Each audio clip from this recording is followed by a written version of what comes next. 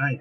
So again, I'm the director of the Career Center, which is known as CCPD here at Mary Washington.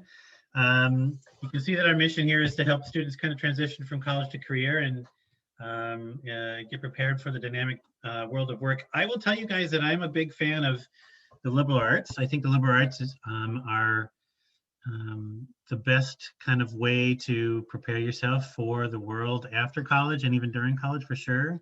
What you're going to learn when you go to a liberal arts institution like Mary Washington is that the skills you're going to pick up are going to be useful for you for the rest of your life. You're going to learn things like communication and teamwork and problem solving and leadership. And those are kind of the main things written into the very DNA of a liberal arts institution.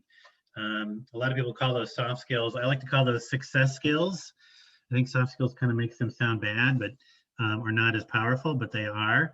And in fact, there's been a couple different research articles that have come out in the last couple of years that talked about how if you get a degree from a liberal arts institution, you'll end up making what is it, $400,000 or $500,000 more over the course of your lifetime on average. So there is that going for us. But the Career Center, so what we do is we really try to help you prepare and get ready and recognize the connections between what you're interested in and what you're doing and how they relate to kind of the direction you should head and what you should study, that kind of stuff.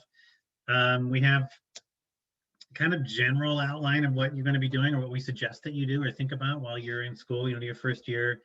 You kind of discover these connections between career development, majors, internships, other activities. We offer, the Career Center offers 3 different one-credit courses called IDIS courses, and that stands for the Interdisciplinary Studies. That's 191, which is kind of the foundational course, and these are 1 credit, pass, fail. The 1 credit 191 kind of gets you ready for becoming more resilient, becoming more aware of who you are and your interests, and kind of recognizing that it's good to choose or make decisions and then be ready for them and live them out, much like choosing a major as soon as you can. There's no kind of real deadline that you choose a major until you're end of your 2nd year, but we're trying to really encourage students and give them the tools to make those decisions earlier on. The 2nd year, your sophomore year, we want you to kind of continue exploring, getting some experiences. And when we say experiences, we mean things like internships, volunteering, working on campus, studying abroad, doing undergraduate research, being an athlete, all those different things. All those things add up to really good experiences that you can use to build a great professional development plan. Your junior year, you're going to zero in on your career goals, maybe find an internship, and you can do internships at pretty much any point in time. You can do it in the fall, in the spring. You can do it had some people do it over winter break. We've had students do short-term stuff this past January when we did January term for the first time. And then summer, of course. Summer is a definite option. And then in your senior year, you're kind of wrapping everything up. You've got your major, you're finishing it out, you're doing some research, you're exploring possible fellowships like the Fulbright or the Truman. You're looking at maybe going into med school, all these different things. And so your senior is kind of the culmination of everything. And then, when you graduate, you go into commencement, you commence the rest of your life. And so this is just kind of a general outline of what you're going to do your 4 years. Maybe it's going to be fewer years, maybe it's going to be more. That's completely fine. What we offer in the Career Center to kind of get you started or to support what you're doing, a lot of the resources and tools we offer are on this little list here. We help you look and search for internships and jobs. We have a great database that's called Handshake, and I'm going to talk a bit more about this closer to the end of my presentation. I call it, it's not so much a database, it's more than that. It's what I call an online career management tool, which is really, really helpful. We do mock interviews, we review resumes, we prepare you for interviews, whatever they might be, help you explore career options and choosing a major. And then we help you kind of explore whether you want to go grad school or not and how you kind of prepare for that. And kind of what's next here. So other things that we do to help you kind of explore and figure out what you want to do, we kind of are where the pre-health and pre-law options are housed. We have a faculty fellow who is dedicated to pre-law, pre-med, pre-dent, pre-PA, all that kind of stuff, pre-vet. If you have an interest in that, I encourage you to get connected with Deb Odell as soon as possible, and she's going to be part of orientation coming up soon too. Lots of great resources there. Same thing with pre-law. We have a faculty fellow, Kim Kinsley, who's terrific. She's a lawyer and she teaches in the College of Business. And she also works as a career coach in our office, but then also focuses on students interested in pre-law. We do something called the Peace Corps Prep Program, which is, we've partnered with the Peace Corps, and they've identified a number of courses at Mary Washington that you can kind of add on to your major. They've kind of said that these are the courses that'll help you become prepared for the Peace Corps. Now, it doesn't mean that you're going to automatically get into the Peace Corps, but when you do the Peace Corps Prep Program, a lot of those classes will fit into your major, fit into your electives, of course, and the Peace Corps will recognize that.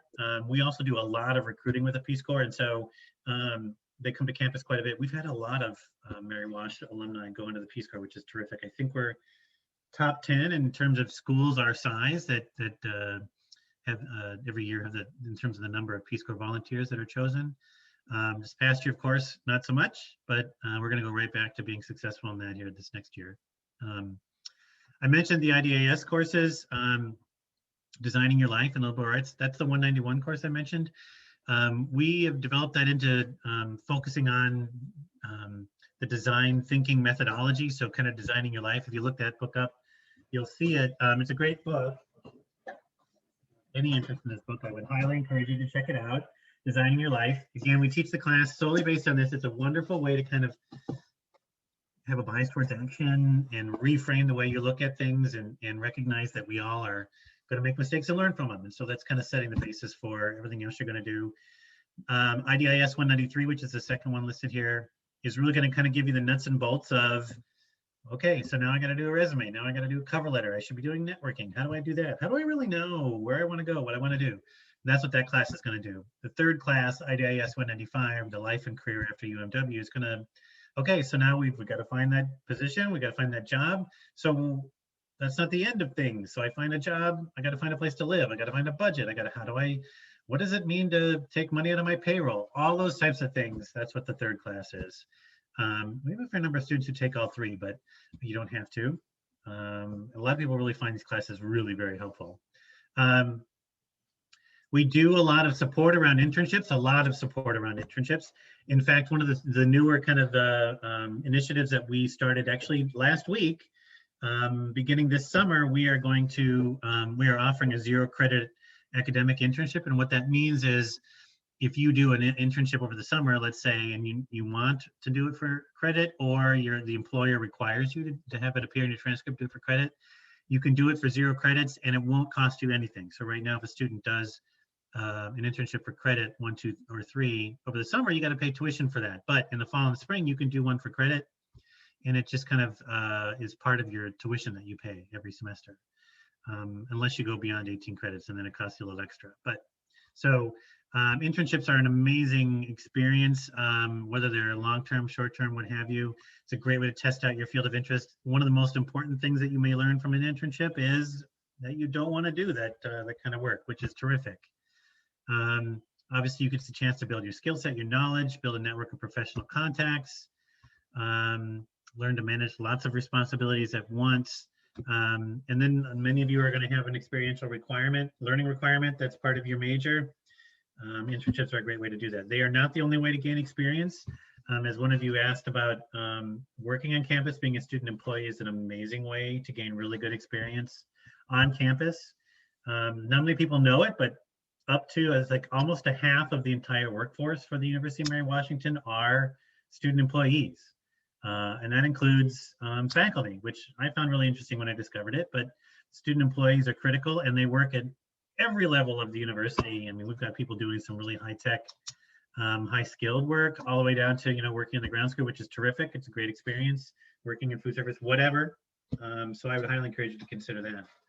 And we will do it the best we can to help support you find those things too. In terms of also in internships, my office offers a lot of internship grants to help defray the cost of internships. A lot of internships now have gone virtual, but there's still a fair number of expenses that you're going to incur from doing an internship. And so every fall, spring, and summer, students can apply for a grant and tell us how much their budget's going to be, what they're going to spend their money on, and then we give them a grant. And they can go from anywhere from $250 for the term up to, I think we've given $1,500 for one that was abroad. Someone was doing an international internship, and we were happy to defray the cost of that. So keep that in mind. We've got a lot of grants available for those things. One other thing that my office does is that we track where all of our alumni go, and we publicize what we call career outcomes. And every university does that for the most part. I don't know if there are any that don't do it, but this kind of gives you an idea of how well our alumni are doing, and our alumni do quite well. So in 2020, the knowledge rate that we have, which is kind of the percentage of all the alumni for whom we have information, was really low, but that's kind of the way it is around the country given COVID. But still, our career outcomes success rate is 89%. We usually hover between 89 and 93%, which means of all the alumni who graduated in 2020, within 6 months of graduating, they either had a full or part-time job, they were attending or about to attend graduate school, they were doing some kind of volunteer service, including things like the Peace Corps, or they were in the military. And so our outcome rate is actually higher than the national average and higher than the average for, I think, most of the schools in this area, in the Virginia area or the East Coast. I can't remember exactly, but it's really good. I'm very proud of them. You'll see kind of top industries that are listed on the bottom too. You know, this past year, healthcare shot up, which is a function of everything that went on. I think a lot of people realized that they wanted to kind of serve the public by going into healthcare, whether that is becoming a doctor or, you know, managing the business side of healthcare, all those things. So scientific consulting really is kind of, I think we are lumping software development and research and you know, working for the government, that kind of stuff in underneath scientific consulting. We also kind of break up management consulting, which is a little bit different, but that's didn't hit the 5% threshold, which is fine. A majority of our students, our alumni, not a majority, a large number of our alumni end up going to Dahlgren, which is a massive naval base, US naval base that does a ton of really interesting stuff. And so we have a lot of students who end up there. Retail stores, whether that is managing a retail store or, you know, working in corporate or, you know, also kind of working there part-time. That's kind of next. And then government and internet and software stuff is right up there too. So it kind of gives you an idea of where our alumni go. You can find more career outcome like this information. I think we go back to 2017 on our website, so you can kind of compare over the years. We have a really nice infographic that's on there too that'll give you kind of some ideas where everybody goes. This is a list of some of the employers that our graduates went to this past year, and it ranges public, private, small, large, domestic, international. So we're everywhere, and you know, our students end up doing some really interesting stuff, and this just kind of gives you an idea of where they go. So one thing I wanted to talk about real quickly was this the online career management software that we use, that students use, called Handshake. Handshake is a national organization. So what that means, there's probably over 1,000 different colleges and universities within the US that are part of Handshake. And what that means is that employers from around the country, around the world, can post their positions to Handshake for free.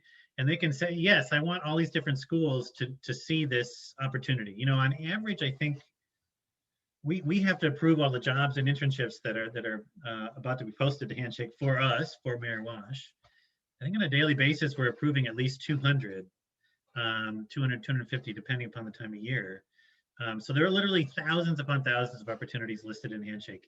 It's also a great way to connect with employers. It's a great way to connect with other students from around the country who may or may not have interned anywhere that you're interested in. So it's a great way to kind of learn more that way. Handshake also kind of helps our students move out of simply searching for opportunities into discovering opportunities. And so they have, when you fill out your profile in Handshake, which is similar to LinkedIn, the more you use it, it's kind of like Netflix in that sense. And the more you use it, the more information it sends to you that is for you. And so that is it's a great tool for discovering opportunities that are out there. It's also a way that we post all of our events on there. If employers come and do interviews on campus, that's where you would register for a time slot. So when you get to Mary Washington, I highly, highly encourage you that one of the first things you should do is log into Handshake. Every student has access to it, and alumni have access to it. You use your UMW Net ID to sign in. It's really, really simple. We have a lot of other really great tools along with Handshake that are available to you online 24/7. We have a platform called Big Interview, which is a way for you to practice doing interviews. It has thousands of interviews, like it has short little videos of people asking you questions. And then what happens is that it records you giving your answer, tells you how long it's been, how many times you say and all those types of things. It's a great way to practice. It's a great way to see what you look like and then improve upon it. We also have a system called What Can I Do with That Major, which is you go to this site and say, I want to be an accounting major, I want to be a computer science major, I want to be a psychology major. It'll give you a list of a lot of really interesting opportunities and fields that you might want to look into. We also have something called Focus 2, which is kind of a series of shorter self-assessments to kind of help you confirm things you know about yourself or learn things about yourself, your personality, your interests, your values, what you like to do in your leisure time, etc. They take that information and then they help you connect your profile, your answers to the assessments with job titles, with professional associations. It'll show you kind of people with a similar profile to you tend to gravitate towards these majors. So it's a great way to kind of at least get some good information and more data for yourself to make good decisions and maybe generate some good ideas. We also have a YouTube channel where we post a whole ton of stuff. We have a series of videos from our alumni called College to Career. We have several different kind of, here's how you do LinkedIn, here's how you do advanced LinkedIn, that kind of stuff, resumes, and a lot more. So these are just some of the main tools and resources we have that are available to you as a student, for sure. Anyway, so that's really kind of my presentation in a nutshell. Let me stop it there. And I know one of you wanted to know more about on-campus jobs. I mentioned it earlier, but I will tell you again that being a student employee is a wonderful way to kind of build experience, to build a kind of a ready-made community. When you get a job on campus, you'll be working with people all the time, and so you'll have that community available to you. And it's a good way to kind of work, make money, and not have to kind of find something off campus. So, and there's just tons and tons of great jobs and offices that you can work for. In the fall, if you're interested in doing that, there's a website, I think it's careers.umw.edu. That's where all of the work study positions, or not work study, student employment positions are posted. And so I would encourage you to take a look at that. Anyway, so Emily, I don't know if that answers your question about on-campus jobs. Is there anything else I missed?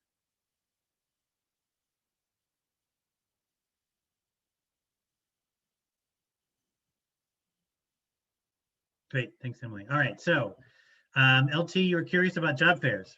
Up until, let's see, we did our last job fair in spring of 20. We did it at the end of February, middle of February. We're glad we did a little early. Since then, we haven't had any fairs, and we're still kind of deciding whether we want to do a fair or not. We're looking at doing a number of different virtual things that will replace it. So, for example, this past year, we did a series of 9 or 10 different industry weeks throughout the school year, where we brought in employers who would do kind of presentations, and students can ask questions. And so it was kind of a spread out job fair in terms of individual employers doing presentations. We've considered doing virtual fairs. We may do that in the spring. But again, I think we're trying to find ways to get more students involved. I found that for us, we usually bring in around 50 or 60 employers to campus twice a year for our fairs. Student turnout was relatively okay. It could have been much better. I'm trying to figure out a way to get more students engaged, because those types of opportunities are really terrific for networking with students or with employers and with alumni. I mean, majority of the employers who come to our fairs are alumni, and they're just thrilled to meet students. So while job fairs are a great experience, I think we're trying to find a way to kind of do them more successfully virtually. So I hope that answers your question, LT. Abigail, you wanted to know more about the Peace Corps. So the Peace Corps was started in 1962, or 61, excuse me. And the idea is that every year the United States sends out volunteers to different developing nations who then will become either teachers, or they'll help build buildings or public works, or they'll be teaching professionals or government officials how to run government. So it's usually typically a 2-year volunteer commitment for the volunteers, and you are put in the middle of a developing country, and you will often live with a family when you're there. They teach you the foreign language if that's appropriate. It's a really good experience. People say it's the hardest job they're ever going to love. And so if you have any interest in international development, helping other people, volunteering, I would highly encourage you to look at the Peace Corps. Jonathan, I think how do we take language placement exams? I don't know that answer. Amanda, do you have information on that? Yep, so language placement exams will be in your applicant portal when they're available. It's kind of up to each language what to put up there for the test and when it's available. But when each language becomes available, it'll be accessible in your applicant portal. Cool, thank you. What else? What other questions do you guys have? What would you like to know? And then feel free to ask anything. Doesn't necessarily have to be career related, anything like that. And we'll do our best to answer your questions. Feel free to unmute yourself or just write it in the chat box. Do we have a breakdown of employment outcomes by major? Yes, we do. I can't bring it up for you right now. It's not handy at the moment. I'm looking at building out a website where we'll have that information a lot more prevalent. Troy, is there a particular major you're interested in? I might be able to comment on that directly. Oh, econ, sure. Econ they've got a really strong outcomes rate. We have a lot of students who end up going into the Federal Reserve or other parts of the government. A lot of them go into think tanks. A fair number of them will go into grad school, will go and get their master's in economics or even consider PhDs. The economics department has a lot of really good connections to things like I said, the Federal Reserve and other parts of, other research organizations. So that's econ. It's a really good program, and they're ramping up their kind of career-related coursework. I know Margaret Ray, the chair, and I have had a couple different meetings about a new kind of experiential / practicum-oriented course for econ majors. So that's exciting. And then Emily, you wanted to know about pre-health. So students who go into pre-health, we don't have a major in pre-health per se. What our pre-health advisor will do is she will kind of help you identify what classes you'll be taking, where you want to go to school, help you kind of plan that all out. And then our students do pretty well. A fair number of them who are in pre-health or want to go into the med school profession or become a doctor may not want to do it in the end. They may start doing it, maybe do a shadow at a hospital or clinic and realize that the medical profession isn't for them. But I'll tell you what, the health field is huge. It's only going to get bigger. And so there are a lot of different kind of areas for careers, not just becoming a doctor or a PA or a nurse or what have you. So a lot of students, we've had a lot of really great success with that. And we do have we have a number of different programs that kind of are partnerships with other universities that kind of will advance you through the medical school more quickly. So for example, in the honors program, I believe if you are in the honors program, graduate from that program and have a particular GPA, you are given a real big leg up, if not automatically accepted into the George Washington University Medical School. I don't want to kind of talk out of turn, but we have a lot of other programs like that. One in pharmacy, one in PA. So definitely keep an eye on that if you have any interest in those programs. So what do you recommend as a first on-campus job, Emily? I'm sorry, I skipped over that question. Honestly, I think, well, one, it's really up to you what you're comfortable with. I think an on-campus job that is maybe not so skills oriented, or you don't need so much training or any certifications, thing like that, where it might be a little bit less intense, or maybe not have as many responsibilities, where maybe it's more customer service oriented, might be a good type of position to kind of get you situated into the UMW community, give you someplace to go that isn't kind of overtaxing, where it'll kind of compete with the amount of time that you need to be spending on your classes and studying and stuff. I'm not saying it has to be that way, but definitely keep an eye on that. I mean, if you want to work in the library, you want to be doing, archival research or helping with the archives, I wouldn't let that stop you. If you're in your first year, that's fine. just be honest with yourself and with your hiring manager about what much time you want to spend on it, how much effort you want to put into it, especially in your first year. I think you're going to be great. We have a lot of people who end up working in the library for 4 years and really love it. Just a shameless plug, we love student employees and admissions too. Oh yeah, If you want to admissions get is a wonderful. practice talking to people on the phone and stuff Mhm. like that, we employ people as Right. tour guides in our office, which I'm sure some of you have experienced. And we also employ a team of tele-ambassadors who make all kinds of phone calls for us. Yeah. So if you're interested in expanding your people skills, I'm biased, but I think admissions is a great place to work as a student. Yeah, I think you're probably right. Any job that kind of gives you the opportunity to meet a lot of people or talk to a lot of people, particularly around campus, I think is probably a good way to go. Yeah, Jonathan, let's see here. What kind of FSIM courses do you advise for a pre-law student? So I will tell you that a lot of people assume that if you're going to go to law school, you're interested in law school, you have to go into history, you have to go into poli-sci, which could not be farther from the truth. Law schools, they really want to see people who are coming from a kind of a variety of backgrounds. Sure, they have a lot of people who go to those different majors, but they want to see art history, theater, psych, biology. So in reality, if you want to become a lawyer and there's a particular kind of law you want to study, for example, if you want to go into medical practice law, then maybe you want to look at biology. Maybe you want to look at if you want to go and become like general counsel for an educational institution, or you want to teach law, maybe you want to look at education. Really what it comes down to is what is the area you're really interested in?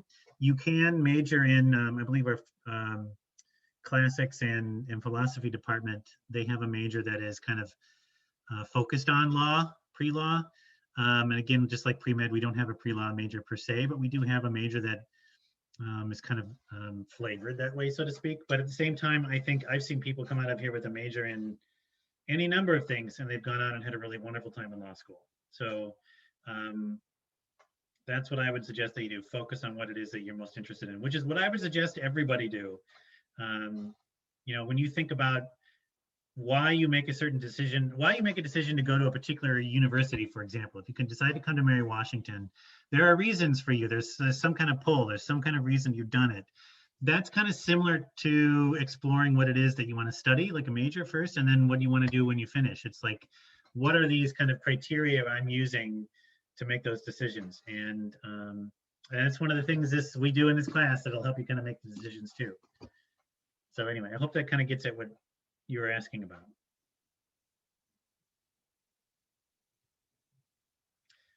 All right, what else?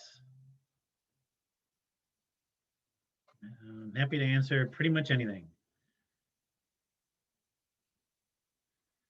Does anyone out there have a pretty good idea of what it is they want to study, what they want their major to be?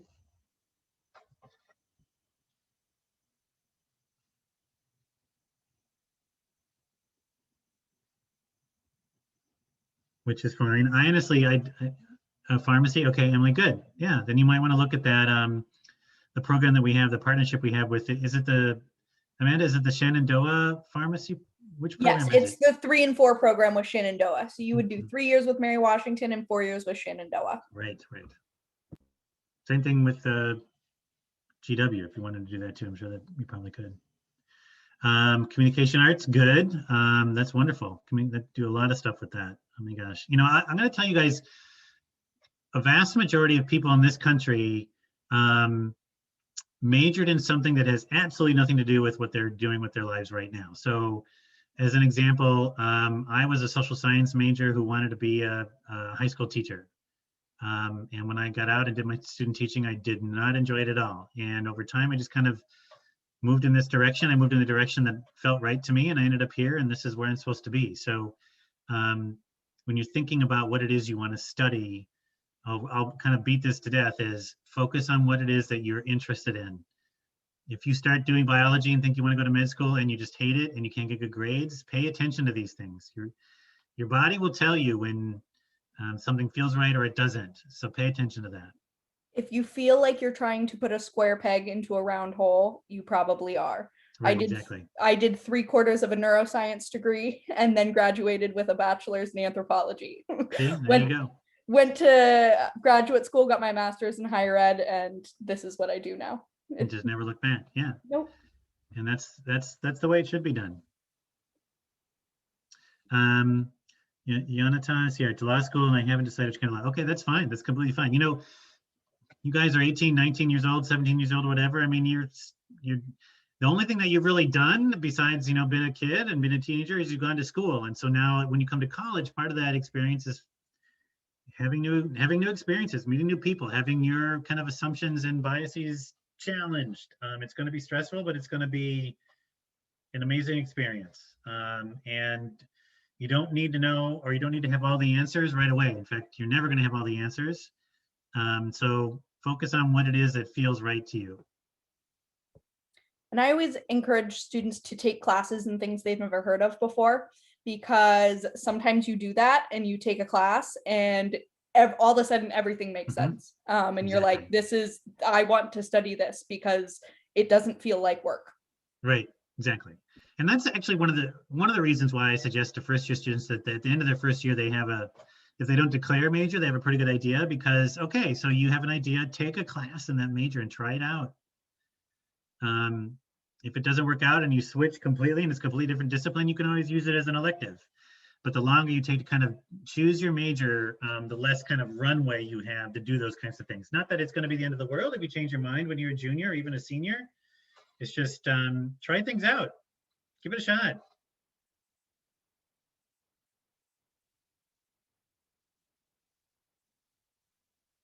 All right, what else?